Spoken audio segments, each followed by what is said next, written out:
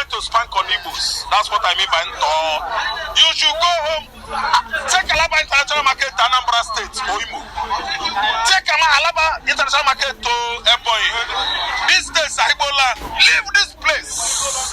Take it to Enugu, Oimo. Leave this place. Obasa, the Lagos State Speaker, is the one that is renacting that law. He's bringing it into law and he has succeeded. Those people whose building were destroyed in Alaba, see, as we are talking now, look at that place. Update is building something that is better than this building here. If you see Update Plaza, that's Aguda. Aguda there. You see it, it's going to happen. And when it happens, IGBOS should go home. IGBOS should start to be thinking about home. See, Obasa is not going to mark all those buildings for demolition. You know what? From foundation. They are going to use what? Dynamite. I know they have been doing it. After the IGBOS have bought the building. Thank you. Igbo man has been intimidated to the slavery level. Igbo man has slaves in Nigeria. Igbo man has slaves in Lagos State. See, the money you used to buy it, the money has gone down.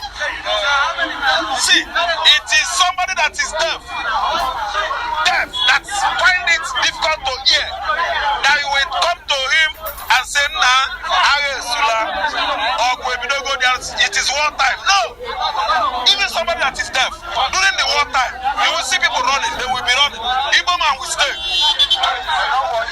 They have given us enough sign in Yoruba land that they don't want us here anymore.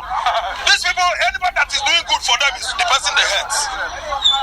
And if we Igbo's, anytime we wake up, we carry Yoruba man bullying him well. Bully, fighting, dagger, knife. Yoruba would have respected us. But because we are peaceful people,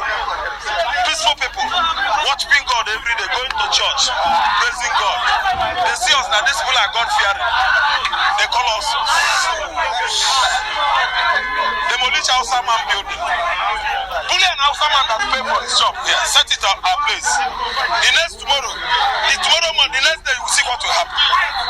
But Igbo man, diplomacy, our over-complacent